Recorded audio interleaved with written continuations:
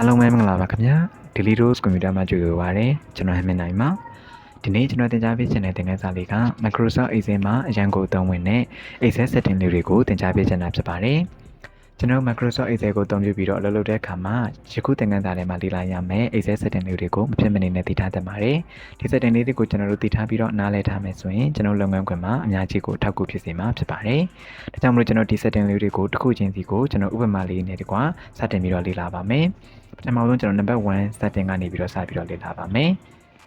ကျွန်တော်တို့ Microsoft Excel မှာ data တွေကိုဖြည့်သွင်းတဲ့အခါမှာဆိုရင်ဒီကတည်းကမှကျွန်တော်တို့ဖြည့်သွင်းရမယ့်အကြောင်းအရာ data ကအရှိကြီးဖြစ်နေတတ်တယ်ပေါ့နော်ဥပမာအနေနဲ့ကျွန်တော်တို့ဖြည့်သွင်းရမယ့်အကြောင်းအရာကကျွန်တော် YouTube channel နာမည်လိုပဲဆိုပါစို့ပေါ့ဥပမာကျွန်တော်ဒီ Daily Dose Computer ဘန်ဟန်မင်းနိုင်ဆိုပြီးတော့အဲ့လိုအကြောင်းအရာအရှိကြီးကိုကျွန်တော်တို့က Excel မှာ data အရှိကြီးအနေနဲ့ထည့်သွင်းဖို့လိုအပ်တဲ့အခါမျိုးစာအမြဲတမ်းရှိတတ်တယ်ပေါ့နော်ဥပမာကျွန်တော်တို့ရဲ့ဒီ channel နာမည်ကိုကျွန်တော်ဒီမှာရေးချင်တယ်ဆိုပါစို့ဒါနဲ့ကိုရေးချင်တဲ့နေရာလေးမှာကျွန်တော် click ထောက်ထားပြီးတော့ကျွန်တော်စပြီးတော့ရေးလိုက်တယ်ပေါ့နော် Daily Dose Computer ဘန်ဟန်မင်းနိုင်ဆိုပြီးရိုက်ထည့်လိုက်တယ်ဒါပေမဲ့ဒီလိုမျိုးအကြောင်းအရာအရှိကြီးကိုကျွန်တော်ကတစ်ချိန်တစ်ခါလောက်ပဲကျွန်တော်ရိုက်ပြီးတော့ထည့်ရဖို့လိုအပ်တယ်ဆိုရင်ကျတော့ကိစ္စမရှိဘူးတစ်ခါတည်းရမဲ့ရိုက်ထည့်ရမှာဆိုတော့အဆင်ပြေတယ်ပေါ့နော်ဒါပေမဲ့ကိုယ့်အနေနဲ့ဒီလိုမျိုးအကြောင်းအရာအရှိကြီးကိုကိုယ့်ရဲ့လုပ်ငန်းမှာအများတန်းကြီးဒါကြီးကိုရိုက်ထည့်ပြဖို့လိုအပ်တဲ့အခါမျိုးရှိနိုင်တဲ့အခါမျိုးလည်းဖြစ်နိုင်တယ်ပေါ့ပြီးတော့ကျွန်တော်တို့ဒီမှာမကြာခဏရိုက်ထည့်ရမယ်ပြီးတော့ထပ်ခါရိုက်ထည့်ဖို့လိုအပ်တဲ့အခါမျိုးဆိုတာလည်းရှိနိုင်တယ်အဲ့လိုအခါမျိုးမှာကိုယ့်အနေနဲ့ဒီအကြောင်းအရာအရှိကြီးကိုခဏခဏရိုက်ထည့်ဖို့ဆိုတာကမလွယ်ဘူးပေါ့ဒါကြီးကိုရိုက်ထည့်ဖို့ပဲကျွန်တော်တည်တဲ့အချိန်တစ်ခုပေးနေရမှာဖြစ်တယ်ဒါကြောင့်မလို့ကျွန်တော်တို့အနေနဲ့ကအခုလိုမျိုးရိုက်မထည့်ချင်တာဖြစ်တဲ့အတွက်ဒါကြီးကိုရိုက်ပြီးသားနေရာကိုသွားပြီးတော့ Control C Control V နဲ့ copy ယူပြီးတော့လည်း paste ချလို့ရတယ်ဆိုပေမဲ့လည်းပဲကျွန်တော်တို့ Microsoft Excel ထဲမှာအရန်ကိုကောင်းတဲ့ setting တွေတခုရှိတယ်ပေါ့နော်အဲ့ဒီကကြတော့ကျွန်တော်တို့အတွက်အများကြီးကိုထောက်ကူဖြစ်စေတယ်ကိုရိုက်ချင်တဲ့အကြောင်းအရာအရှိကြီးကိုသူ့အနေနဲ့ကခဏလေးတွင်မှာအချိန်တိုတွင်မှာပေါ့နော်မြန်မြန်ဆန်ဆန်နဲ့အားလေးပေါ်လာအောင်လို့ကျွန်တော်လုပ်လို့ရတဲ့ setting လေးရှိပါတယ်ဒါဆိုကျွန်တော်အဲ့ setting လေးကိုဘယ်လိုမျိုးလုပ်လို့ရမလဲပေါ့အဲ့ကျွန်တော် number 1အနေနဲ့အဲ့ဒါလေးကိုစပြီးတော့လေ့လာမယ်အဲ့လိုမျိုး setting လေးချိန်ဖို့အတွက်ကျွန်တော်ဒီပေါ်လေးက file ဆိုတဲ့ tab လေးကိုတွားလိုက်ပါ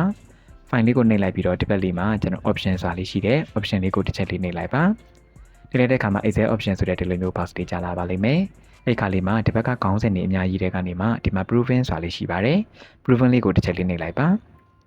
ပြီးရင်တော့ဒီမှာ auto correct option ဆိုတာလေးရှိပါတယ်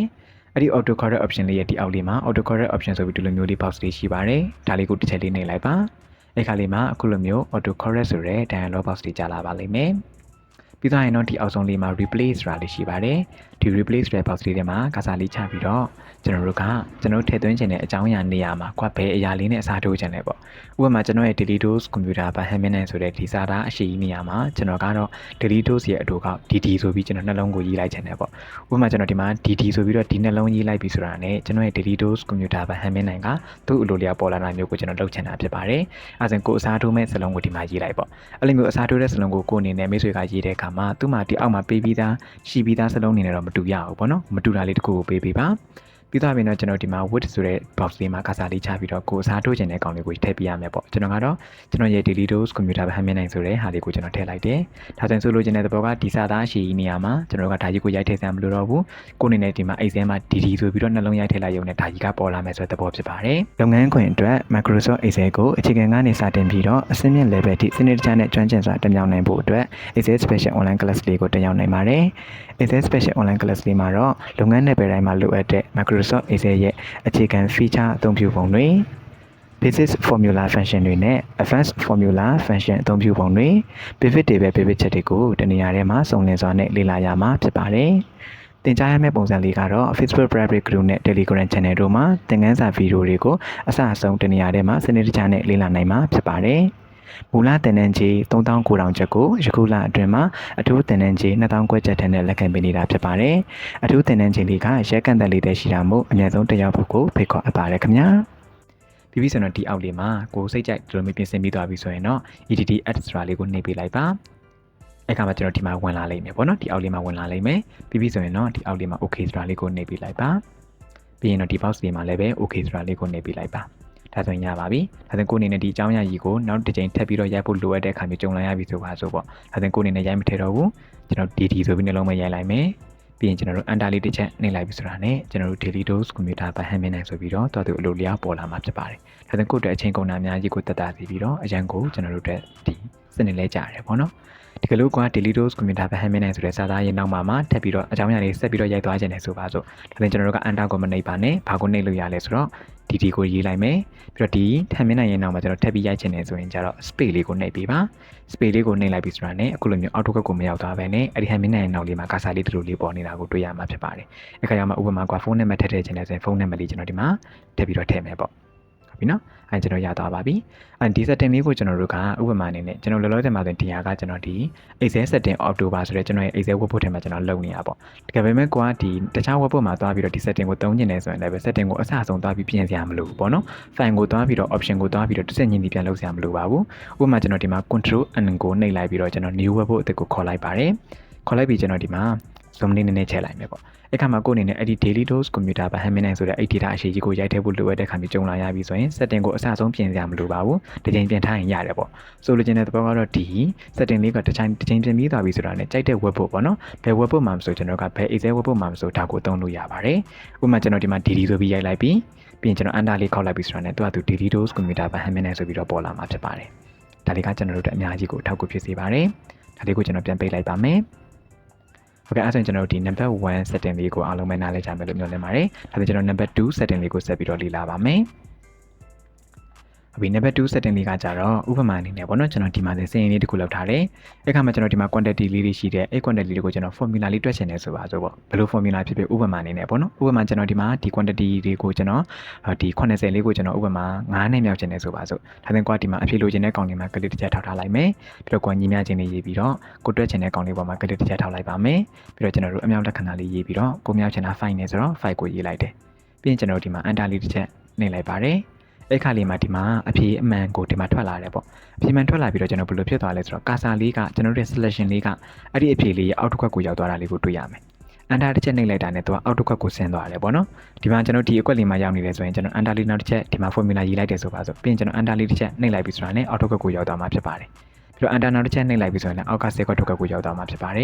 ယ်ဒါပေမဲ့ကျွန်တော်ကအဲ့လိုမလိုချင်ဘူးပေါ့နော်ဒီမှာကျွန်တော်က formula လေးတစ်ခုကိုဒီမှာတွက်လိုက်တယ်တွက်လိုက်ပြီးဆိုတော့ねကွာ enter နှိပ်လိုက်ပြီးဆိုတာနဲ့လည်းပဲကွာအဖြေမှန်လဲထွက်ရမယ် selection ကလည်းပဲအခုလိုမျိုးအောက်တစ်ခွက်ကိုရောက်သွားတာမျိုးမဟုတ်ဘဲနဲ့ selection လေးကဒီအကွက်လေးမှာရောက်နေတာမျိုးကိုပဲကျွန်တော်ဖြစ်စေချင်တယ်ပေါ့အဲ့လိုမျိုးကျွန်တော်တို့လိုအပ်တဲ့ခါမျိုးမှာဆိုရင်ဘယ်လိုမျိုးလုပ်လို့ရမလဲဒါဆိုရင်တော့အကောင်းဆုံးကကျွန်တော်ဘယ်လိုလုပ်လို့ရလဲဆိုတော့ကိုကြိုက်တဲ့ formula ပေါ့ဘယ်လို formula ဖြစ်ဖြစ်ရတယ်ကြိုက်တဲ့ formula လေးကိုရေးပြီးသွားရင် selection လေးကိုအောက်တစ်ခွက်ကိုရောက်သွားတာမျိုးမလိုချင်ဘူးအဖြေကိုလည်းထွက်စေချင်တယ်ဆိုရင်ကျွန်တော်ကဘယ်လိုလုပ်ရမလဲဆိုတော့ဒီ enter ကိုမနှိပ်ဖ ೇನೆ control နဲ့ enter နဲ့ကိုနှိပ်လို့ရပါတယ် control နဲ့ enter နဲ့ကိုကျွန်တော်ဒီမှာနှိပ်လိုက်ပြီးဆိုရင်အဖြေမှန်လဲထွက်ပါတယ် selection လေးကလည်းပဲအောက်က10ခွက်တစ်ခွက်ကိုရောက်မသွားဘဲနဲ့ငကိုမူလာ10ခွက်လေးမှာပဲရောက်နေတာလေးကိုတွေ့ရမှာဖြစ်ပါတယ်ဒါပေမဲ့ကျွန်တော်ဒီလက်ကအမြဲတမ်း enter ပဲနေကြဖြစ်တဲ့အတွက် control enter ကိုနှိပ်ဖို့ဆိုတာကကျွန်တော်သတိရဖို့ဆိုတာနည်းနည်းခက်ခဲတယ်ပေါ့ဒါကြောင့်ကအမြဲတမ်းသတိမရနိုင်ဘူးကြောင့်လို့ကိုယ့်အနေနဲ့ကဒီလိုမျိုးလေးလိုအပ်တဲ့အခါမှာဆို setting လေးကိုချိန်ထားလိုက်လို့ရပါတယ်ဒါဆိုရင်ကျွန်တော်တို့ကဘယ်လိုလုပ်ရမလဲဆိုတော့ဒါလေးကိုကျွန်တော်ပြန်ဖြတ်လိုက်မယ်အဲ့တော့ကျွန်တော်ဒီမှာ file tab လေးကိုသွားပါ file လေးကိုသွားပြီးသွားရင်ဒီမှာ option ဆိုတာလေးကိုသွားလိုက်ပါဒီလိုမျိုးလေး Excel option တန်ရတော့ box လေးကြာလာပြီဆိုရင်ဒီဘက်ကခေါင်းစဉ်နေတဲ့ကနေမှ advanced ဆိုတဲ့ခေါင်းစဉ်လေးတွေကိုသွားလိုက်ပါပြီးပြီဆိုရင်တော့ဒီအပေါ်လေးမှာ editing option ဆိုတဲ့ခေါင်းစဉ်လေးရဲ့ဒီထိပ်ဆုံးလေးမှာပဲ after pressing enter ဆိုတာလေးရှိပါတယ် enter ကိုနှိပ်လိုက်တဲ့အခါမှာဆိုရင်ကျွန်တော်ဒီမှာ move selection ပေါ့နော် selection လေးကိုဘယ် direction ကိုသွားခြင်းလဲပေါ့ဒီမှာကျွန်တော်က down လေးကိုရွေးထားတာဖြစ်ပါတယ် down လေးကိုရွေးထားတာဖြစ်တဲ့အတွက် enter တစ်ချက်နှိပ်လိုက်တိုင်းမှာအောက်က10ခွက်တစ်ခွက်ချင်းစီကိုကျွန်တော်တို့က selection လေးရောက်သွားတာဖြစ်ပါတယ်အခါမှာ down ရဲ့တစ်ပတ်မှာမြားလေးရှိတယ်မြားလေးကိုနှိပ်လိုက်မယ်ဆိုရင် right ရှိပါတယ် up ရှိတယ် left ရှိတယ်ပေါ့ right ကတော့ဒါ enter နှိပ်လိုက်ပြီဆိုတာနဲ့အောက်ကတစ်ခွက်ကိုစွန်းနာလေးမျိုးဆင်းသွားမှာမဟုတ်တော့ဘဲနဲ့ညာဘက်က10ခွက်လေးကို selection လေးကရောက်သွားမှာဖြစ်ပါတယ်ပြီးတော့ဒီ up ကတော့နည်းနည်းလေးတိတ်ပြီးတော့မကောင်းဘူးပေါ့နော်ထူးဆန်းတယ်ပေါ့သူကကျတော့ဘယ်လိုထူးဆန်းတာလဲဆိုတော့ကျွန်တော်တို့က enter တစ်ချက်နှိပ်လိုက်တယ်မှာအောက်ကိုရောက်သွားတာပဲမြင်နေကြကိုကျွန်တော်တို့ကဒီ app ကိုရွေးထားလိုက်ပြီဆိုရင်ကျတော့ enter ခေါက်လိုက်တာနဲ့သူကအပေါ်တစ်ခွက်ကိုရောက်သွားမှာဆိုတော့ကျွန်တော်တို့မျက်လုံးထဲမှာတမျိုးကြီးဖြစ်နေမယ်ပေါ့နော်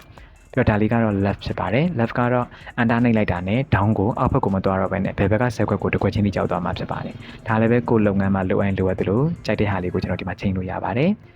ပြီးတော့ကျွန်တော်ကကျတော့ဒီမှာ enter ခောက်လိုက်ပြီဆိုတာနဲ့ဒီအဖြေမှန်လဲထွက်ရမယ်ပြီးတော့ဒီ selection ကိုလည်းအောက်တစ်ခွက်ကိုရောက်သွားတာမျိုးကိုကျွန်တော်မလိုချင်ဘူးပေါ့ဒါမှမဟုတ်ကျွန်တော်ကဘာမှမရွေးတော့ဘဲနဲ့ဒီမှာ after pressing enter ဆိုတဲ့နေရာလေးမှာအမင်ဂျီလေးကိုကျွန်တော်ဖြုတ်ပေးလိုက်မယ်ဖြုတ်ပေးပြီးသွားရင်ဆိုရင်ကျွန်တော်ဒီမှာ okay လေးကိုနှိပ်ပေးလိုက်မယ်ဒါဆိုရင်ကွာဒီမှာ formula လေးတွက်မယ်ဆိုပါစို့အဲ့ဒါကျွန်တော်ညီမျှချင်းဒီ quantity ကိုအမြောက်ပေါ့နော်အမြောက်9နဲ့မြောက်မယ်ပြီးရင်ကျွန်တော် enter လေးနှိပ်လိုက်ပြီဆိုတာနဲ့အဖြေမှန်လဲထွက်ပါတယ်ဒါပေမဲ့ selection လေးကလည်းပဲအောက်တစ်ခွက်ကိုရောက်မသွားဘဲနဲ့ဒီနေရာလေးမှာပဲရောက်နေတာလေးကိုတွေ့ရမှာဖြစ်ပါတယ်ဒါဆိုရင်ကျွန်တော်မျိုးသုံးမှုလိုအပ်တဲ့အခါမှာဆိုရင်ဒီ setting လေးကိုကျွန်တော်ချိန်ထားလိုက်လို့ရပါတယ်ဒီကလို့ကဒီ enter နှိပ်လိုက်တာနဲ့အောက်တစ်ခွက်ကိုဆင်းသွားတာမျိုးကိုပဲလိုချင်တယ်ဆိုရင်ကြတော့ခုနက setting ကိုပဲပြန်သွားပါ file ကိုသွားမယ် option ကိုသွားမယ်ပြီးတော့ဒီ ကျွန်တော်ဒီမှာ advanced လေးကိုသွားလိုက်မယ်သွားလိုက်ပြီးတော့ဒီအပေါ်ဆုံးလေးက after pressing enter နေရာမှာ image လေးပြန်ပြီးတော့ထည့်ပေးလိုက်ပါပြီးတော့ကိုသွားချင်တဲ့ direction ကိုလည်းရွေးပါကျွန်တော်ကတော့ဒီမှာ down ပဲထားလိုက်မယ်ပေါ့နော်ပြီးရင်တော့ okay လေးကိုနှိပ်ပေးလိုက်ပါဒါဆိုရင်ကိုက enter တစ်ချက်နှိပ်လိုက်တိုင်းမှာပုံမှန်တိုင်းပဲအောက်ကိုပဲသွားမှာဖြစ်ပါတယ်ဒါလည်းကိုနဲ့တက်သလိုပြင်ဆင်လို့ရပါတယ်ခင်ဗျာဒါလေးကိုရောက်သွားပြီဆိုရင်ကျွန်တော်နံပါတ်3 setting လေးကိုဆက်ပြီးတော့လေ့လာပါမယ်လုပ်ငန်းခွင်အတွက်ကွန်ပျူတာကိုအခြေခံကနေစတင်ပြီးတော့စနစ်တကျနဲ့ကျွမ်းကျင်စွာအသုံးပြုနိုင်ဖို့အတွက် Computer Basics Online Class လေးကိုတက်ရောက်နိုင်ပါတယ် Computer Basics Online Class လေးမှာတော့ Windows 10 အသုံးပြုပုံလုပ်ငန်းတစ်ပတ်တိုင်းမှာအရန်ကိုအရေးပါတဲ့ Microsoft Word, Microsoft Excel, Microsoft PowerPoint, Microsoft OneNote, Microsoft Publisher စတဲ့သင်ခန်းစာတွေနဲ့အခြေခံ Internet Email အသုံးပြုပုံတွေ Software Download and Install အသုံးပြုပုံတွေများစွာအပါအဝင်သင်ခန်းစာဗီဒီယိုပေါင်း120ကျော်ကို Telegram Channel နဲ့ Facebook Private Group တို့မှာအဆင်ပြေစွာနဲ့စနစ်တကျလေ့လာသင်ကြားရမှာဖြစ်ပါတယ်။ပုံမှန်သင်တန်းကြီး 98,000 ကျပ်အစားယခုလအတွင်းမှာအထူးသင်တန်းကြီး 3,000 ခွဲကျပ်တဲ့ဖြင့်လက်ခံပေးနေတာဖြစ်ပါတယ်။အထူးသင်တန်းကြီးလေးကရက်ကန်တက်လေးတဲ့ရှိတာမို့အနည်းဆုံးတစ်ယောက်ဖို့ကိုလည်းဖိတ်ခေါ်အပ်ပါတယ်ခင်ဗျာ။နံပါတ်3 setting လေးမှာဆိုရင်ဥပမာအနေနဲ့ပေါ့နော်ကျွန်တော်ဒီဘက်လေးမှာကျွန်တော်တခုပြပေးမယ်။ဥပမာကျွန်တော်ရဲ့ data လေးမှာကျွန်တော်ဗာလေးရိုက်ထည့်ခြင်းလဲဆိုတော့ဥပမာလအညီလေးတွေပေါ့နော်။ဥပမာကျွန်တော် January, February, March ဆိုပြီးကျွန်တော်ရိုက်ထည့်ခြင်းနဲ့အဲ့ကမှာကျွန်တော် January ဆိုပြီးရေးလိုက်တယ်အတူကောက်ပေါ့။ပြင်ကွာ February, March ဆိုပြီးတော့12လလုံးအလိုမျိုးလတွေကိုအစင်လိုက်ပေါ်စေခြင်းနဲ့ဒါဆိုရင်ကျွန်တော်တို့ကတစ်ခုချင်းစီလိုက်ပြီးတော့ရိုက်မထည့်ခြင်းဘူးပေါ့။အဲ့ကမှာဆိုရင်ကျွန်တော်တို့က Excel ကိုအသုံးပြုနေတယ်လေးလာနေတဲ့သူတွေဆိုရင်အလုံးဒါလေးကိုနားလည်ပြီးသားဖြစ်ပါလိမ့်မယ်။ကိုကျန်မှာလနာမည်လေးရိုက်ထည့်ပြီးသွားပြီဆိုရင်ကိုကဒီမှာညာဘက်ထောက်အောက်ခြေလေးကနေဆွဲချလိုက်မယ်ဆိုတာနဲ့အခုလိုမျိုးလနာမည်လေးတွေကတွတ်တူပေါ်လာမှာဖြစ်တယ်ပေါ့နော် February, March, April ဆိုပြီးတွတ်တူပေါ်လာမှာဖြစ်တယ်။ကိုဆွဲချရင်ဆွဲချသလောက်တူပေါ်လာမှာဖြစ်တယ်ပေါ့။အဲ့ခါလေးမှာဒီဟာကပေါ်လာတာတော့ကျွန်တော်အလုံးသိပြီးသားဖြစ်တယ်။ဒါပေမဲ့ဒါလေးကဘာကြောင့်ပေါ်လာတာလဲပေါ့နော်။ဘာကြောင့်ပေါ်လာလဲဆိုတော့ဒါလေးကိုကျွန်တော်တို့က custom list လို့ခေါ်ပါတယ်။ custom list ထဲမှာဒီစီးရင်လေးက list တစ်ခုအနေနဲ့ဝင်ထားပြီးသားဖြစ်တဲ့အတွက်အခုလိုမျိုးဆွဲချလိုက်တာနဲ့ပေါ်လာတာဖြစ်ပါတယ်။အဲ့ခါလေးမှာကျွန်တော်ကဒီမှာလနာမည်တွေပေါ်သလိုမျိုးပဲကျွန်တော်ရေပေါ့နော်ဥပမာအနေနဲ့ဒီမှာ item ပေါ့။ item ကိုကျွန်တော်ကဒီမှာ keyboard တို့ mouse တို့DVD တို့ပေါ့အဲ့ခါမှာကျွန်တော်က keyboard ဆိုပြီးရိုက်ထည့်လိုက်ပြီးတော့အခုလိုမျိုးလေးလကိုကျွန်တော်ဆွဲချလိုက်သလိုပဲ keyboard ကိုကျွန်တော်ဒီလိုလေးဆွဲချလိုက်ပြီးဆိုတာနဲ့ CD ဆွဲချလိုက်ပြီးဆိုတာနဲ့ကျန်တဲ့ mouse တွေ DVD တွေဒီ stick တွေပါတယ်အလိုလျောက်ပေါ်လာတာမျိုးကိုလည်းကျွန်တော်တို့ကဖန်တီးလို့ရပါတယ်အဲ့လိုမျိုးဖန်တီးခြင်းနဲ့ဆိုရင်ကျွန်တော်က custom list မှာကျွန်တော်ထည့်ခြင်းတဲ့ list တွေကိုထည့်ပေးလိုက်လို့ရတယ်ပေါ့နော်ဒါကျွန်တော်ကဘယ်လိုလုပ်ရမလဲဆိုတော့အဲ့ list တွေကိုဖန်တီးခြင်းနဲ့ဆိုရင်ဒီမှာကျွန်တော်တို့က file လေးကိုသွားလိုက်ပါသွားလိုက်ပြီးသွားရင်ကျွန်တော်ဒီမှာ option လေးကိုသွားလိုက်ပါဒီလို box လေးကြာလာပါလိမ့်မယ်အဲ့ခါလေးမှာကျွန်တော်ဒီဘက်လေးကနေမှကျွန်တော်ဘယ်ကိုသွားရမလဲဆိုတော့ဒီမှာ advanced ရာလေးကိုသွားလိုက်ပါ advanced ကိုသွားပြီးဆိုရင် advanced ရဲ့ဒီဘက်လေးမှာ score bar လေးရှိတယ်အောက်ဆုံးထိကျွန်တော်တို့ဆွဲချလိုက်ပါအောက်ဆုံးထိဆွဲချလိုက်တဲ့အခါမှာဒီမှာကျွန်တော်တို့ edit custom list ရာလေးရှိပါတယ်ဒီ edit custom list ရာလေးကိုတစ်ချက်လေးနှိပ်လိုက်ပါထိတဲ့အခါမှာအခုလိုမျိုး custom list ဆိုပြီး dialog box တွေကြာလာပါမယ်အဲ့ခါလေးမှာဒီမှာမြင်ရပါမယ် custom list ရဲ့ခေါင်းစဉ်အောက်မှာကျွန်တော်ခုနကဥပမာပြခဲ့တဲ့ဒီမှာ January, February, March ကိုမြင်ရမယ်ပေါ့နော်သူကဒီ list ထဲမှာပါပြီးသားဖြစ်တဲ့အတွက်သူကအခုလာလို့မျိုးဆွဲချလိုက်တာနဲ့ပေါ်လာတာဖြစ်ပါတယ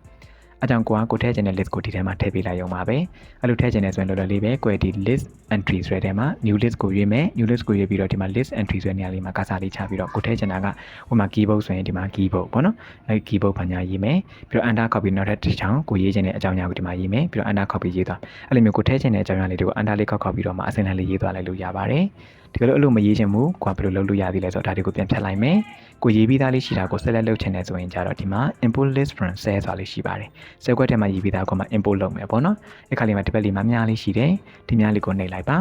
နှိပ်လိုက်တဲ့အခါမှာအခုလို custom list ရဲ့ box ကြီးကြာလာပြီဆိုရင်ကိုအနေနဲ့ဒီမှာကို select လုပ်ချင်တဲ့ဟာလေးကိုထည့်ချင်တဲ့ဟာလေးကို select လုပ်ပေးရမှာဖြစ်တယ်ကျွန်တော်ကတော့ဒီ item ကိုကျွန်တော်ခေါင်းစဉ်မှာတစ်ခါတည်းပါအောင်လို့ဒီမှာ select ပေးလိုက်မယ်ပေါ့။ဒါကြောင့်လဲဆိုတော့ keyboard ကနေစပြီးတော့မှကျွန်တော် select ပေးလိုက်တဲ့ဆိုရင်အခုလောလောဆယ်တော့ကျွန်တော်မှတ်မိနိုင်မယ်။နောက်ကြာသွားတဲ့အခါမှာကိုယ့်ရဲ့ keyboard တို့ mouse တို့ကဘာအကြောင်းအရာလဲဘာခေါင်းစဉ်လဲဆိုတာကျွန်တော်မှတ်မိနိုင်ဘူး။ဒါကြောင့်မို့ကျွန်တော်ခေါင်းစဉ်ကိုမှတွဲပြီးတော့ထည့်လိုက်တာဆိုတော့ဒါ item ဆိုတာကိုတန်းပြီးသိနိုင်တယ်ပေါ့နော်။အဲ့ဒါကျွန်တော် item ကိုအစားကနေအဆုံးထိ select ပေးလိုက်တယ်။ပြီးရင်ဒီ box လေးမှာကျွန်တော်ဒီဘက်ကအများလေးကိုပဲပြန်နှိပ်လိုက်ပါတယ်။ပြန်နှိပ်လိုက်ပြီးတော့အခါမှာဒီအောက်လေးမှာကျွန်တော် import ဆိုတာလေးရှိပါတယ်။ဒီ import လေးကိုတစ်ချက်လေးနှိပ်ပေးလိုက်မယ်။ဒါဆိုကျွန်တော် custom list ထဲမှာကျွန်တော်ရဲ့ဒီမှာ item လေးကဝင်လာပါပြီပြီးရင်တော့ဒီမှာ okay လေးကိုနှိပ်ပေးပါဒီ box လေးမှာလည်းပဲ okay လေးကိုနှိပ်ပေးလိုက်ပါဒါဆိုရင်ကိုအနေနဲ့ဒီမှာစမ်းကြည့်မယ်ပေါ့နော်ဥပမာကျွန်တော်ဒီအကွက်လေးမှာကျွန်တော်စမ်းကြည့်မယ် item ဆိုပြီးကျွန်တော်ရေးလိုက်ပြီပေါ့ okay ပြီးတော့ item တွေအားလုံးကိုကျွန်တော်ပေါ်လာစေချင်တယ်ဆိုရင်ကျွန်တော်လကို CD ဆွဲချသလိုပဲဒီမှာကျွန်တော် CD ဆွဲချလိုက်တယ်ဒါဆိုရင်ကြည့်လိုက်ပါတွားသူဒီမှာ item ထဲမှာပါတဲ့ keyboard တွေ mouse တွေ DVD တွေတွားသူပေါ်လာမှာဖြစ်ပါတယ်ဒါလေးကလည်းပဲဒီ setting လေးကလည်းပဲကြိုက်တဲ့ webbook မှာဘယ် webbook မှာမဆိုအလုပ်လုပ်တယ်ပေါ့နော်ဥပမာကျွန်တော်ဒီမှာ control n ကိုနှိပ်ပြီးတော့ webbook အသစ်ကိုတွားလိုက်တယ်ပြီးတော့ကျွန်တော် zoom လေးနည်းနည်းချက်လိုက်ဒါဆိုရင်ကိုကဒီမှာ item ကိုပုံစေခြင်းနဲ့ဆိုရင်ကျွန်တော်တို့ကဒီမှာ item လေးကိုရေးလိုက်ရုံပဲပြီးရင်ကျွန်တော်ဒီမှာ CD ဆွဲချလိုက်မယ် ဒါဆိုရင်တော့သူပေါ်လာမှာဖြစ်တယ်ပေါ့နော်တော့သူဒီမှာပေါ်လာမှာဖြစ်ပါတယ်ပြီးတော့ကွာဒီမှာဥပမာဂျားဖောက်ပြီးတော့လိုချင်တယ်ပေါ့ဥပမာကွာ DVD ကနေစပြီးရေးချင်တယ်ဆိုရင်လည်းရတယ်ဥပမာကွာဒီမှာ DVD ပေါ့နော်DVD ဆိုပြီးကျွန်တော်ဒီမှာရေးလိုက်ပြီး DVD လို့ရေးလိုက်ပြီးပြီးရင်ကျွန်တော်ဒီမှာ CD ဆွဲချလိုက်မယ်ပေါ့ Okay အဲ့လိုဆွဲချလိုက်မယ်ဆိုရင် DVD ကနေစပြီးတော့မှ state တွေပါတွေပေါ်လာလိမ့်မယ်ပြီးတော့ဒီ data ဆုံးသွားတဲ့ camera ဆုံးသွားပြီဆိုရင်တကြောပြန်ပြီးတော့ repeat အနေနဲ့ item ကနေစပြီးတော့ပေါ်လာလိမ့်မယ် item keyboard laptop အစရှိတဲ့ဖြင့်ဒီလိုလေးပေါ်လာမှာဖြစ်ပါတယ်ဒီလိုကဒီမှာ item ကြီးကိုမထည့်ချင်ဘူးဆိုရင်ခုနက select လုပ်တော့ item ကိုမထည့်ဘဲနဲ့ကျွန်တော်လိုအပ်တဲ့နေရာကနေစပြီးတော့ပဲ select လုပ်လိုက်ပေါ့နော်ဒါဆိုရင်တော့ကျွန်တော်ဒါလေးကိုနားလည်မယ်လို့မျှော်လင့်ပါတယ်ဒါလေးကိုကျွန်တော်ပြန်ပိတ်လိုက်ပါမယ်ဟုတ်ပြီဒီ number 3လေးကိုရသွားပြီဆိုရင်ကျွန်တော် number 4 setting လေးကိုဆက်ပြီးတော့လေ့လာပါမယ်number 4 setting လေးကတော့ဘယ်လိုလေးလဲဆိုတော့ဥပမာကျွန်တော်ဒီ Excel file ကိုကျွန်တော်ပိတ်လိုက်မယ်ဟုတ်ပြီ Excel file ကိုကျွန်တော်ဒီမှာအစကနေပြန်ဖွင့်လိုက်မယ်ဆိုပါဆိုပေါ့နော် Excel လေးကိုဖွင့်လိုက်တယ်ဖွင့်လိုက်တဲ့အခါမှာ Excel ကိုဖွင့်လိုက်ပြီဆိုရင်ကျွန်တော်တို့ကပုံမှန်အားဖြင့်ဆိုဒီလိုကြီးပေါ်လာတယ်ပေါ့အဲ့ခါမှာကိုယ်အနေနဲ့ကဒီမှာ blank webbook ကိုလိုချင် blank webbook ကိုရွေးပေးရမယ်ဒါလို့ကိုယ်အနေနဲ့ reset မှာတုံးခဲ့တဲ့ file လေးတွေကိုဖွင့်ချင်ဒီမှာရွေးလို့ရတယ်ဒါမှမဟုတ်ကွာ open ကနေသွားပြီးတော့မှကိုဖွင့်ချင်တဲ့ file ကိုလည်းဖွင့်လို့ရတယ်ပေါ့ဒါကတော့ပုံမှန်ကျွန်တော်ပေါ်လာတဲ့ပုံစံဖြစ်တယ်ဒါလေးကိုကျွန်တော်တို့ကဒီ status အနေနဲ့ပေါ်လာတဲ့နေရာလေးပေါ့ဒီ status အနေနဲ့ဒီလိုကြီးပေါ်လာတဲ့အခါမှာကျွန်တော်တို့က blank webbook ကိုပဲသွားချင်တာဆိုတော့ blank webbook ကိုကွာဒီမှာတစ်ချက်ပြန်ပြီးရွေးပေးရတယ်ရွေးလိုက်မှကိုအနေနဲ့ blank webbook အသစ်ကပေါ်လာပြီးဖြစ်တယ်အဲ့မှာကိုလေးရှင်းတဲ့ data တွေထည့်မယ်ဒီလိုထည့်ရမယ်ပေါ့ဒါမဲ့ကျွန်တော်ကအမြဲတမ်းအဲ့လိုမျိုးကြီးပေါ့နော် Excel ကိုဖွင့်လိုက်တိုင်းမှာ blank webbook ကိုသွားချင်တဲ့အခါမှာတစ်စင်ချင်းစီသွားနေရမျိုးကိုမလိုချင်ဘူးကျွန်တော် Excel ကိုဖွင့်လိုက်တာနဲ့အခုနကလည်းမျိုးကြီးပေါ်လာတာမျိုးမလိုချင်မဲနဲ့ blank webbook ထဲကိုတန်းရောက်သွားတာမျိုးတန်းပေါ်လာတာမျိုးဒီလိုမျိုးမြင်ရတဲ့ပုံစံတိုင်းတန်းပေါ်လာတာမျိုးကျွန်တော်လိုချင်တယ်ပေါ့နော်အဲ့ဆိုရင်ကျွန်တော်တို့က setting ကိုပြောင်းထားလိုက်လို့ရပါတယ်အဲ့ setting လေးကကြတော့ကျွန်တော်ဒီ file tab ကိုသွားပါဒီမှာပြီးတော့ option ကိုပဲသွားပါဒီလိုမျိုး Excel option box လေးကြာလာပြီဆိုရင်တော့ဒီ general ကိုသွားလိုက်ပါ general ရဲ့အောက်ဆုံးလေးကိုဒီလို scroll bar လေးနဲ့ဆွဲချပြီးအောက်ဆုံးကိုသွားပါပြီးရင်တော့ဒီမှာ status option ဆိုတာလေးရှိပါတယ်။ဒီ status option တွေကနေမှဒီမှာ show the status screen when this application starts ပေါ့။အဲ့ညလေးမှာကျွန်တော်တို့ကအမှန်ချစ်လေးကိုဖြုတ်ပေးလိုက်ပါ။ဖြုတ်ပေးလိုက်ပြီဆိုပြီးတော့ကျွန်တော်ဒီမှာ okay လေးကိုနှိပ်ပေးလိုက်ပါ။ပြီးပြီဆိုရင်တော့ဒီမှာ Excel လေးကိုကျွန်တော်ပိတ်လိုက်မယ်။နောက်တစ်ချိန်ကျွန်တော် Excel ကိုဖွင့်ကြည့်မယ်ဆိုပါစို့။ဖွင့်လိုက်တဲ့အခါမှာခုနကလိုမျိုးရွေးနေရစရာမလိုတော့ဘူးပေါ့ blank webbook တွေကိုချက်ချင်းရောက်သွားမှာဖြစ်ပါတယ်။ဒါဆိုရင်ကိုအနေနဲ့ကဒီရွေးဖို့အတွက်အချိန်တစ်ခုလည်းပေးကြမလို့တော့ဘူးပေါ့။ဒါကတော့ကျွန်တော် number 4 setting လေးပဲဖြစ်ပါတယ်။ဒါဆိုရင်ကျွန်တော်ဒီသင်ခန်းစာထဲမှာလေ့လာခဲ့ရတဲ့ Excel setting လေးတွေကိုမိတ်ဆွေတို့အားလုံးနားလည်ပြီးတော့မိတ်ဆွေတို့အတွက်အကျိုးရှိမယ်လို့ယုံကြည်ပါတယ်။သင်ခန်းစာလေးကအကျိုးရှိတဲ့ဆိုရင်ဗီဒီယိုလေးကို like လေးနှိပ်ခဲ့ပေးပါ။ comment လေးမှာလည်းရေးခဲ့ပေးပါခင်ဗျာ။အခုလိုမျိုး Microsoft Excel ကိုအခြေခံကနေစတင်ပြီးတော့အဆင့်မြင့် level ဒီစနစ်တကျနဲ့ကျွမ်းကျင်စွာတက်ရောက်ချင်တယ်ဆိုရင်ကျွန်တော်ရဲ့ Excel special online class လေးကိုတက်ရောက်နိုင်ပါတယ်။ပုံမှန်သင်တန်းကြီးစာယခုလအတွင်းမှာအထူးသင်တန်းကြီး2000ခွဲချက်ထပ်ပြန်လက်ခံပေးနေတာဖြစ်ပါတယ်။အထူးသင်တန်းကြီးလေးကရဲကတ်သက်လေးတွေရှိတာမို့အများဆုံးတက်ရောက်ဖို့ကိုဖိတ်ခေါ်အပ်ပါတယ်ခင်ဗျာ။သင်တန်းလေးကိုတက်ရောက်ချင်တယ်ဆိုရင်ဒီဗီဒီယိုလေးရဲ့ပေါ်မှာပါတဲ့ဖုန်းနံပါတ်လေးကိုဆက်သွယ်လို့ရပါတယ်။ Daily Dose Computer ဗဟန်းမင်းနိုင်ဆိုတဲ့ Facebook page Messenger မှာလည်းပဲသင်တန်းအပ်လို့ရပါတယ်။အခုဖုန်းနံပါတ်လေးရဲ့ Viber နဲ့ Telegram channel တို့မှာလည်းသင်တန်းအပ်လို့ရပါတယ်ခင်ဗျာ။ဒါ Professional နေ့ရက်လေးကိုအများနဲ့ထောက်ရပါစံနေကြပါစေ။အားလုံးကိုကျေးဇူးတင်ပါတယ်ခင်ဗျာ။